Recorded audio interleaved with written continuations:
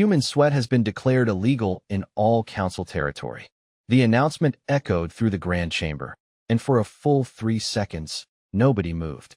1,000 delegates from 1,000 worlds simply stared at the glowing words suspended above the assembly floor as if the translation system had finally broken. Then came the whispers. Confused, nervous, almost embarrassed. Surely this had to be some kind of mistake. Human sweat? Not weapons. Not artificial intelligence. Not experimental viruses. Sweat. At the center of the chamber, beneath the towering ring of floating banners representing every member civilization, Ambassador Nathan Brooks quietly folded the newspaper he had been reading. It was an actual paper newspaper, something his staff kept teasing him about.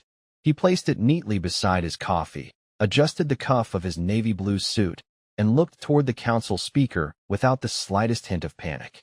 The elderly alien cleared his throat through a translator. Representative Brooks, under Emergency Biological Statute 41, all human perspiration is now classified as a restricted substance. Human physical activity inside council space will be regulated until further notice. Nathan blinked once. Does that include the hotel gym? The chamber felt completely silent. Even the translator drones hesitated before repeating his words in hundreds of languages. Several delegates looked at one another, unsure whether the human ambassador was joking or dangerously unconcerned. Councillor Seraph, whose silver skin reflected the chamber lights like polished metal, leaned forward with visible irritation. Ambassador Brooks, this is not a matter for humor. Nathan nodded politely. Neither was my question. A few reporters exchanged puzzled looks. One quietly lowered her camera, expecting someone to explain what was happening. No one did. The council speaker pressed a glowing panel. Effective immediately, all humans entering council facilities must remain within approved environmental conditions. Elevated body temperature, strenuous exercise, athletic competition, and unnecessary physical exertion are prohibited unless medical containment teams are present. That finally stirred the room. Delegates began speaking over one another. A reptilian senator demanded clarification. An insectoid physician requested laboratory access. A representative from a water world muttered that banning sweat made no biological sense whatsoever. Nathan simply reached for his coffee, took a slow sip, and watched the room unravel. His assistant, Olivia Carter, leaned closer and whispered, "Are we supposed to object?" Nathan kept his eyes on the speaker. "Not yet. Do you know something?" "Probably. You're not worried?" He smiled faintly. "I'm worried about what happens when they explain why." Across the chamber, news networks were already pushing breaking alerts across the galaxy. Human sweat officially classified as hazardous biological material. Markets reacted instantly. Sporting events involving humans were suspended. Commercial flights delayed boarding. A popular fitness company watched its stock collapse in less than 60 seconds. None of it made any sense. Nathan quietly slipped his reading glasses into his jacket pocket. He noticed something almost nobody else had. Every senior council scientist sitting behind the speaker looked exhausted. Not angry, not triumphant. Afraid. Real fear. The kind that people carried after seeing something they could not explain. He had seen that expression before, years ago, in a classified briefing that officially never happened. Back then, they had sworn everyone involved to silence. Apparently, somebody had decided the secret could no longer stay buried. The speaker struck the ceremonial staff against the floor. This emergency session will now recess for 2 hours while the council prepares classified evidence supporting today's ruling. Nathan stood, buttoned his jacket, and picked up his coffee. Olivia hurried after him. "Where are we going?" "Lunch," he answered. "If history is about to repeat itself, I'd rather not sit through it on an empty stomach." As the human delegation walked calmly toward the exit, hundreds of cameras followed them instead of the council leadership, and for the first time that morning, the most powerful government in the galaxy realized it had completely lost control of the room. 3 months earlier, long before reporters crowded the council chamber, and before anyone had imagined that ordinary human biology would become front-page news across the galaxy, Dr. Laura Bennett thought she was walking into the most routine assignment of her career. The Interstellar Cooperative Research Center floated above Europa in quiet orbit, a place where scientists from dozens of civilizations compared medical breakthroughs instead of arguing over politics. Laura preferred it that way. She had spent 10 years studying environmental microbiology at the Centers for Disease Control and Prevention before accepting a position that almost everyone back home thought sounded like science fiction. Most days were surprisingly ordinary. Coffee in one hand, data tablet in the other, endless meetings, endless samples, endless paperwork. The only real difference was that half her coworkers came from planets she could not pronounce without a translator. As she stepped into Laboratory 7 that morning, she spotted Dr. Carell already standing beside the central workstation. The tall alien adjusted a holographic microscope before looking up with his usual calm expression. "You are 7 minutes early," he observed. Laura smiled. "My mother always said showing up early keeps people from blaming you when something goes wrong."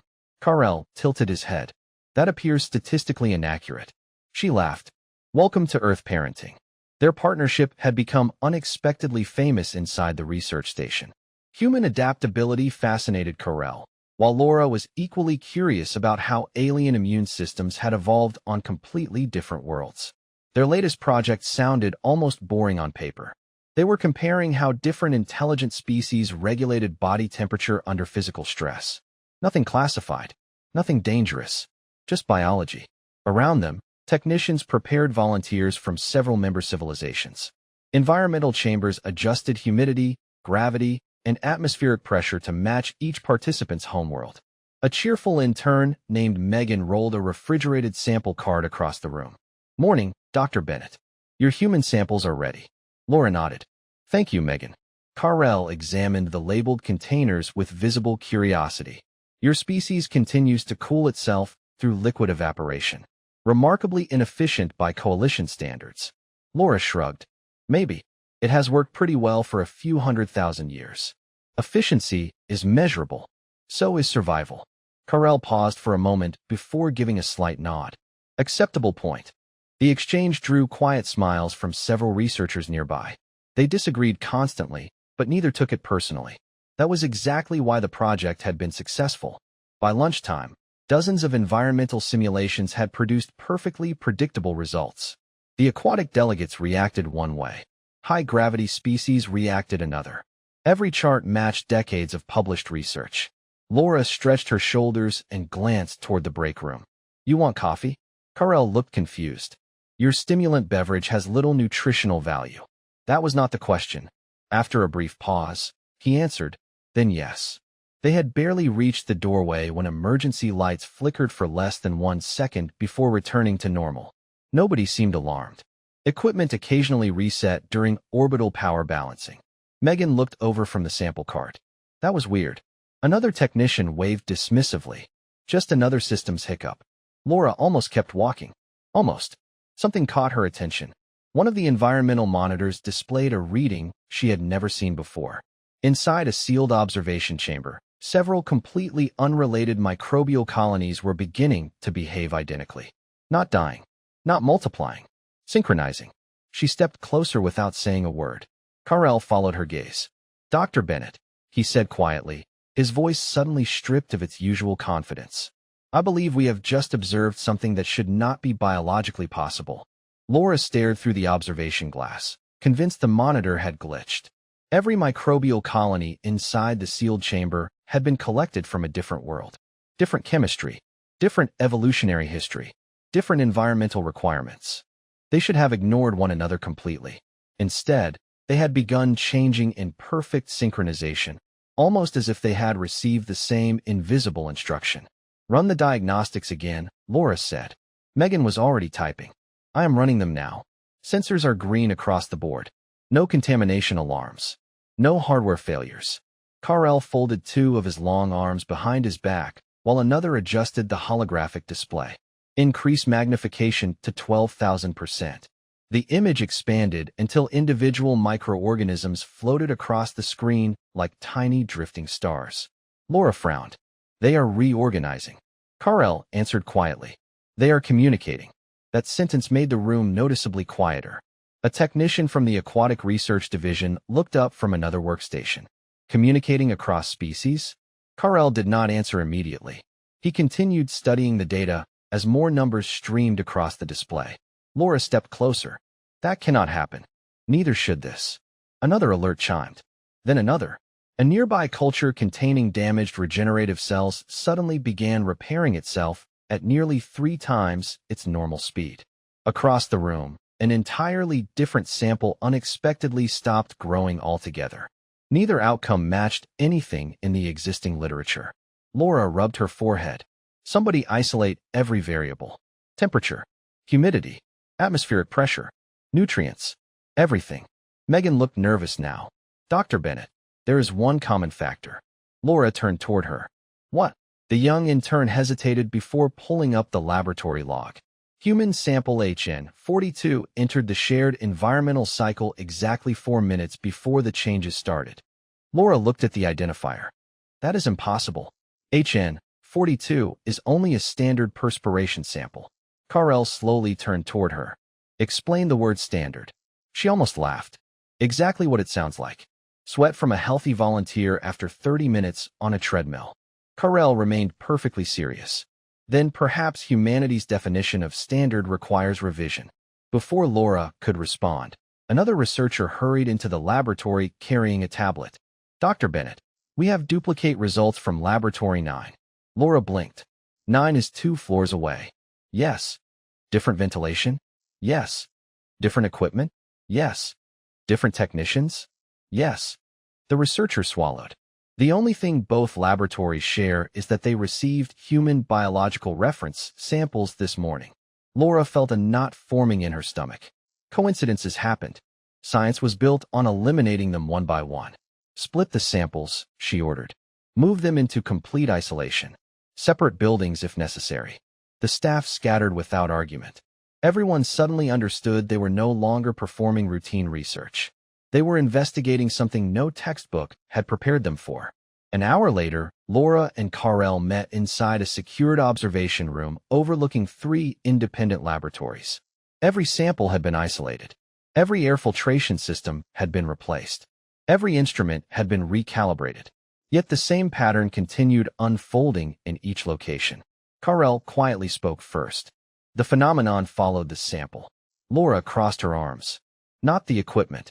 Correct. Not the researchers. Correct. Not the environment. Correct. She exhaled slowly. Then whatever is happening is coming from us. Carell remained silent for several seconds before asking the question neither of them wanted to hear. Dr. Bennett, has humanity ever performed a complete ecological analysis of its own microbiome beyond Earth? Laura searched her memory. Countless studies. Thousands of medical papers. Decades of research. Yet none of it had been conducted alongside dozens of alien ecosystems at the same time. She slowly shook her head. No. Carell looked back toward the observation glass where another impossible data spike appeared across the monitor. Then I believe, he said almost in a whisper. The galaxy may have just discovered something about humans before humans discovered it about themselves. Within 40 minutes, Laboratory 7 no longer felt like a research facility. It felt like an airport after every flight had been canceled at once. Security officers quietly appeared outside every entrance. Temporary quarantine signs lit up across the corridor.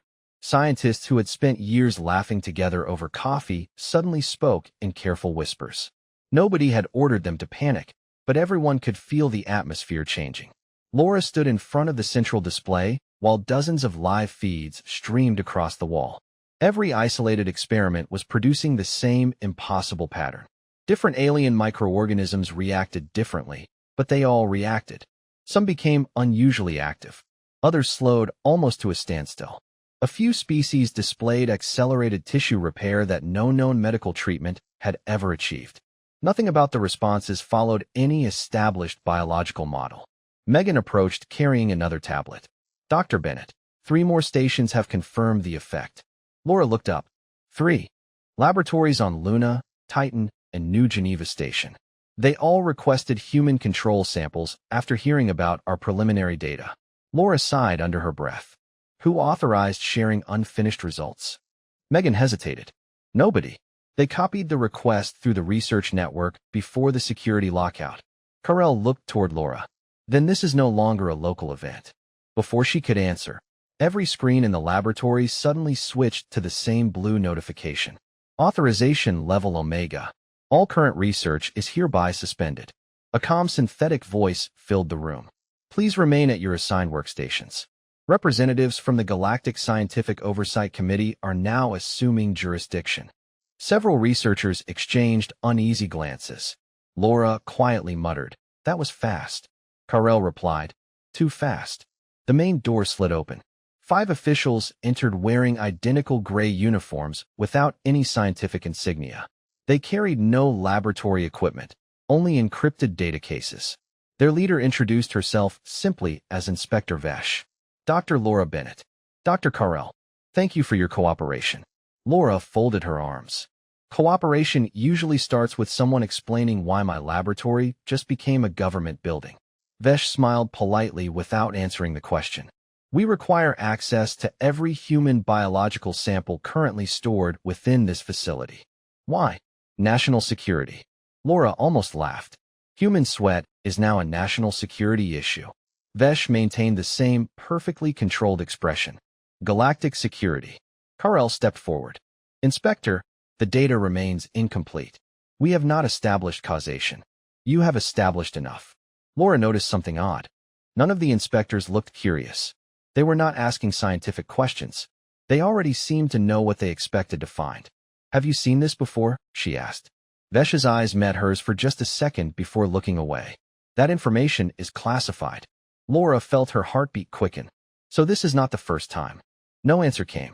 Instead, technicians from the Oversight Committee began carefully collecting every human sample in sealed containers marked with warning symbols Laura had never seen before.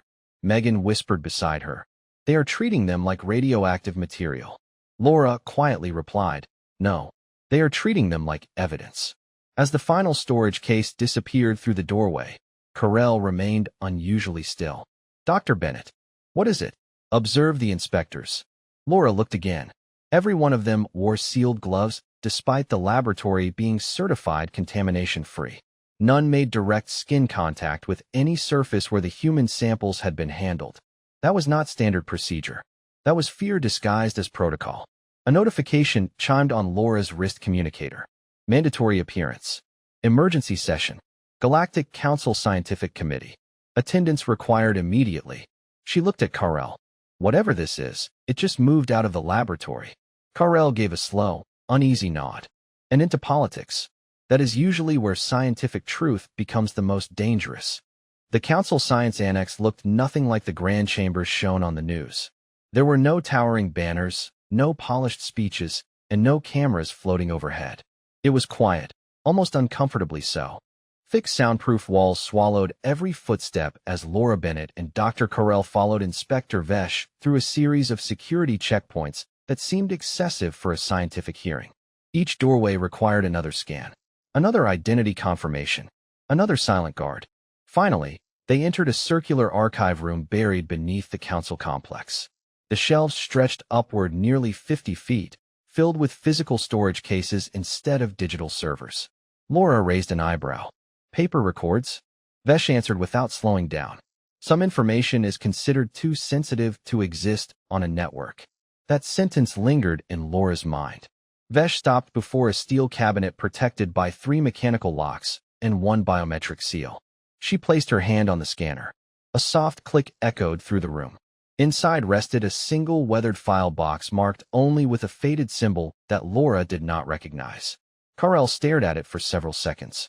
That classification emblem was retired over 160 years ago. Vesh carefully lifted the lid. "Officially, yes." Laura stepped closer. The documents inside were old enough to have yellowed around the edges. Most were handwritten. Several carried signatures from scientists whose names appeared in every interstellar biology textbook. One photograph immediately caught her attention. It showed a group of researchers standing beside the first human diplomatic delegation shortly after humanity joined the coalition. Everyone in the picture was smiling. Someone had drawn a thick black line across the faces of 3 alien scientists. "What happened to them?" Laura asked. Vesh hesitated before answering. "Their records were sealed." "That is not what I asked." Vesh slowly removed another folder. Approximately 112 years ago, the Council initiated Project Evergreen. Carell looked genuinely surprised. That project was canceled before implementation. That is the public version. Laura opened the folder and began reading. Initial objective: comparative ecological compatibility between emerging species. Phase 1, successful. Phase 2, unexpected cross-biological interaction. Phase 3, the remaining lines had been blacked out. Who authorized these redactions? She asked. Every council administration since then. Laura continued turning pages. Laboratory reports, medical observations, environmental surveys. Then she froze. Every report referenced human biological samples collected during humanity's earliest diplomatic exchanges. Not blood, not tissue, not engineered compounds. Everyday biological material. Completely ordinary samples gathered during routine medical examinations. She looked up. They already knew. Carl quietly took another document. His normally calm face became unreadable. These observations match our current findings almost exactly. Laura felt a chill run through her shoulders. So why pretend this was a new discovery? Vesh finally met her eyes. Because the original committee reached a conclusion they believed the galaxy was not prepared to accept. Laura turned another page until one sentence, left untouched by the censor's black ink, stopped her cold. Human biology demonstrates ecosystem-level influence beyond currently accepted evolutionary models. Further unrestricted study presents unpredictable civilization-wide consequences. She read it again, more slowly. Ecosystem-level influence. Not toxicity. Not infection. Influence. They buried this for over a century, Laura whispered. Carl looked toward the closed archive cabinet. Which means today's emergency was never about your laboratory. Vesh nodded once. No. Your laboratory simply proved the old scientists were right. Laura closed the file and looked around the silent archive. For the first time since the investigation began, she realized they were not uncovering a scientific mystery. They were uncovering a political decision that had been carefully protected by generations of leaders. And somewhere beyond those heavily sealed walls, the council was already deciding how much of the truth the galaxy would be allowed to hear. Laura barely slept that night. The archive documents kept replaying in her mind, not because they described monsters or disasters, but because they described ordinary human biology with the kind of language governments reserved for civilization-ending threats. None of it made sense. She had spent her entire career studying microorganisms. Human skin hosted billions of them. Every medical student learned that during the first semester. Nothing about that should have frightened an interstellar government. Early the next morning, she and Carl returned to Laboratory 7 under heavy security escort. Most of the workstations remained sealed behind transparent containment walls, but Inspector Vesh had authorized one final controlled experiment. One sample, Vesh said firmly. One observation. No outside communication. Laura nodded. That is all we need. Carl activated the environmental chamber while Megan carefully placed a fresh human sample into the sealed testing unit. Around it sat dozens of isolated microbial cultures collected from coalition member worlds. Every chamber remained physically separated. Every airflow system had been disconnected. Every possible source of contamination had been eliminated. Laura folded her arms. Begin recording. For several long minutes, absolutely nothing happened. Megan exhaled. Maybe yesterday was some kind of statistical anomaly. Before anyone answered, the first monitor chimed.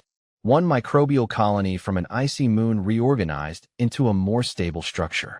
Another culture from a desert planet reduced its metabolic activity by nearly 40%.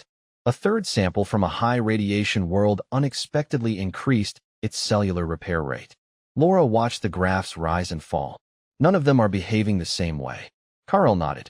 Exactly. Vesh looked confused. Explain.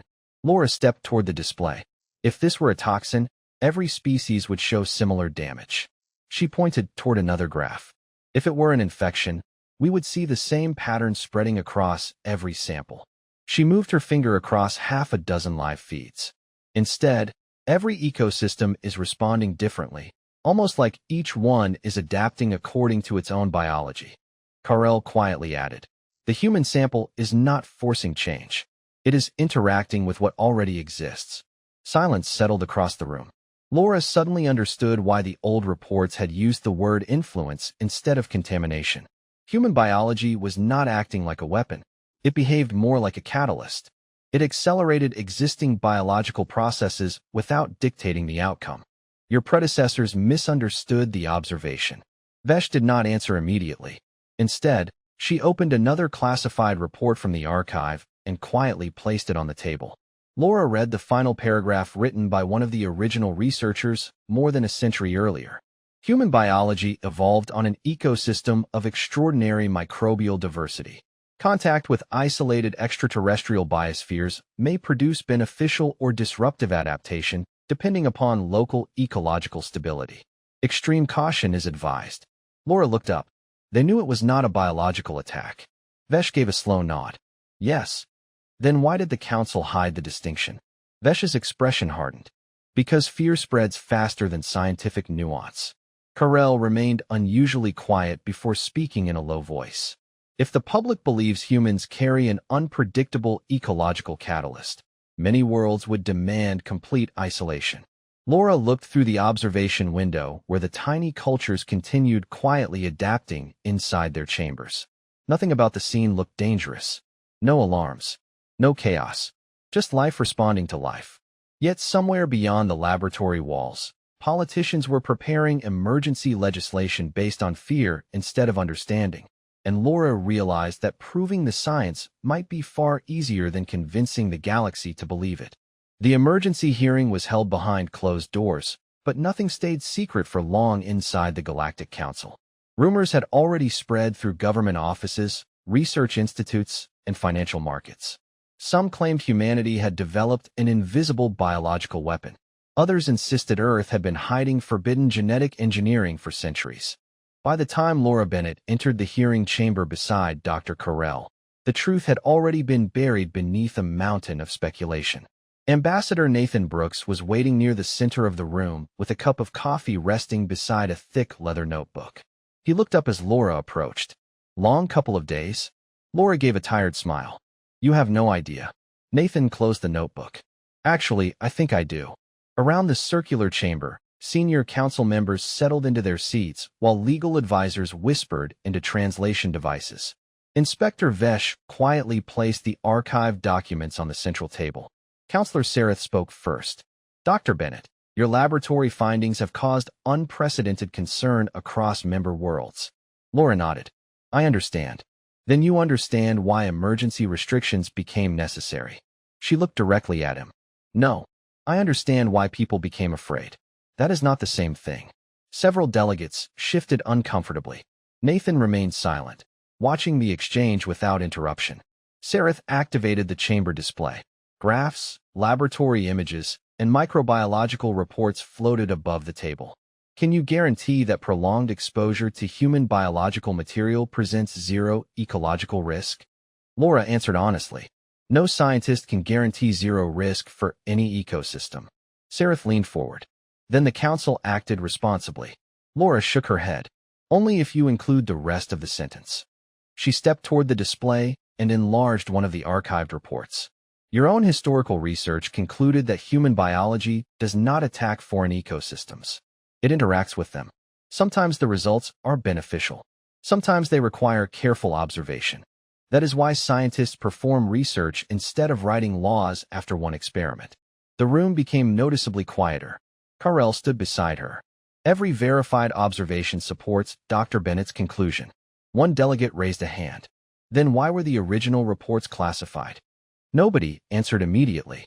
Nathan finally stood and calmly walked toward the center of the chamber. Because politics dislikes complicated answers. Every eye turned toward the human ambassador. He continued in the same steady voice. Fear is simple. Headlines are simple. Science almost never is. Sareth frowned. Ambassador Brooks, this hearing concerns biological safety. Nathan smiled politely. Exactly. So let us discuss biology instead of rumors. He opened his notebook and placed several updated medical studies beside the century-old archive reports. Over the past 72 hours, hospitals on 8 member worlds quietly repeated Dr. Bennett's findings under controlled supervision. The results were remarkably consistent. A physician from the Medical Advisory Board looked down at the reports in surprise. These studies were completed overnight. Nathan nodded. Human researchers and coalition physicians worked together without informing the media. The physician continued reading before looking up again. These results indicate improved recovery in several compatible ecosystems. Correct, Nathan replied. And neutral outcomes in most others. The unpredictable responses occurred primarily in isolated laboratory environments, not ordinary public settings. Silence settled across the chamber once again. Laura noticed something she had not seen before. The discussion had finally shifted away from fear and toward evidence. It was exactly where science belonged. But as another aide hurried into the room carrying an emergency news update, Nathan glanced toward the door and quietly sighed. He did not need to read the report to know what it contained. The public had already learned about the council's proposed restrictions, and outside those sealed walls, an entire galaxy had begun reacting long before anyone had finished reading the actual science. By the next morning, the story had escaped every official attempt to contain it. News broadcasts played fragments of leaked council documents beside dramatic headlines that ignored almost everything the scientists had actually discovered. Some networks described humans as a biological hazard. Others called them a medical miracle. Neither version was accurate, but accuracy had already lost the race to public opinion. Laura Bennett stood inside the council media center watching dozens of reporters shout questions at anyone wearing an official badge. Dr. Bennett, is humanity dangerous to alien life? Should member worlds suspend human immigration? Have governments been hiding this for generations? She stopped walking but did not approach the microphones. Nathan Brooks gently touched her shoulder. Do not answer questions that were written before you arrived. Laura glanced toward him. That is exactly what they are doing. Nathan smiled. Welcome to politics. Across the chamber, Counselor Sereth faced his own wall of cameras. He announced temporary precautionary measures while insisting the council had acted responsibly. Within minutes, independent journalists began comparing his statement against the archived reports that had quietly leaked overnight. Every contradiction appeared on public screens almost immediately. One commentator asked why documents describing careful scientific uncertainty had somehow become emergency legal restrictions. Another questioned why the original research had remained hidden for more than a century. Public confidence began slipping hour by hour. Inside the medical community, however, the conversation sounded completely different. Coalition physicians held emergency conferences with human researchers, reviewing every experiment together instead of relying on political summaries. Dr. Carell joined one of the sessions from the Council Science Center. Laura watched hundreds of specialists debate the data with remarkable honesty. Nobody claimed to have every answer. Nobody pretended the phenomenon was simple. Yet almost every participant reached the same conclusion. More research was needed. Better cooperation was needed. Fear alone solved nothing. Megan rushed into the conference room, carrying another tablet. Dr. Bennett, you need to see this. Laura accepted the screen. Several major hospitals had voluntarily submitted follow-up studies. Under carefully monitored conditions, the same adaptive biological responses appeared again and again. Some ecosystems showed no measurable effect. Others demonstrated modest improvements in microbial stability. A few required additional safeguards because their native biology reacted unpredictably. The pattern remained exactly what the laboratory had already shown. Complex. Manageable. Worth studying. Nathan looked over her shoulder. Reality rarely fits inside a headline. Laura quietly nodded. That might be the truest thing anyone has said all week. Meanwhile, financial markets reacted far more emotionally than the scientific community. Companies selling expensive synthetic ecological stabilizers watched investors panic as new research suggested some treatments might be unnecessary for certain coalition species. Medical corporations demanded additional reviews. Independent universities demanded the release of every classified archive. Citizens across dozens of worlds began asking the same uncomfortable question. If the council had hidden one century-old scientific discovery, what else had been locked away? Late that afternoon, Inspector Vesh entered the room carrying a single sealed envelope instead of a data tablet. She handed it directly to Nathan. The Executive Council has completed its internal vote. Nathan opened the envelope slowly, reading the document without changing his expression. Laura searched his face for some clue. Well, he folded the paper carefully and slipped it back inside. They are withdrawing the emergency restrictions. Megan smiled with relief, but Nathan did not. Laura noticed immediately. That is not the whole story. Nathan looked toward the towering council building outside the window where hundreds of reporters still waited behind security barriers. No, he said quietly. Now they have to explain why those restrictions existed in the first place, and I suspect that conversation will be much harder than passing the law ever was. Nathan Brooks stood alone behind the council podium, while thousands of cameras waited for the speech everyone expected to become another political performance. Instead, he placed a thin stack of papers on the polished surface and left them untouched. "Ladies and gentlemen," he began, his calm voice carrying through the silent chamber. "Today you were told that humanity represented a biological threat. Yesterday you were told humanity represented a scientific mystery. A century ago, your own researchers reached a different conclusion." He lifted one yellowed page from the archive. "They wrote that human biology should be understood before it was judged." He looked across the chamber at Councillor Sereth, then toward the delegates filling every seat. That advice was ignored. No one interrupted him, not because they agreed, but because there was nothing left to argue with. Every classified report had already been verified by independent laboratories across the coalition. Every major medical academy had confirmed the findings. Fear had filled the empty spaces where knowledge should have been. Nathan continued, "Human biology is not perfect. Neither is yours. Every world in this chamber evolved under different skies, different gravity, different oceans, and different risks. Diversity is not a flaw that civilization must erase. It is the reason civilization exists at all." He stepped away from the podium and invited Laura Bennett and Dr. Carell to stand beside him. The gesture surprised many delegates. Human and alien, scientist and scientist. No speeches, no celebration, just two colleagues who had chosen evidence over assumptions. Laura looked out across the room and finally spoke. "When this began, I thought we were studying microorganisms." A small smile crossed her face. "It turns out we were studying ourselves." Soft laughter rippled through the chamber, breaking weeks of tension. Carell nodded once before adding, "Science does not become stronger by hiding uncomfortable discoveries. It becomes stronger when different minds are willing to examine them together." Even Councillor Sereth lowered his eyes for a brief moment. The official resolution withdrawing the emergency restrictions was signed that afternoon. More importantly, the council voted to release every remaining archive connected to Project Evergreen. Universities across the galaxy immediately requested access. Joint research centers opened new programs led by human and alien scientists working side by side. Months later, the laboratory above Europa looked busy again. The quarantine signs were gone. The security checkpoints had disappeared. Megan rolled another sample cart through Laboratory 7 while joking that she finally trusted ordinary Mondays again. Carell still insisted coffee lacked nutritional value. Laura still brought him a cup every morning anyway. Some habits were worth keeping. Before leaving for Earth, Nathan stopped by the laboratory one last time. He watched researchers from a dozen worlds laughing over data that none of them could have understood alone.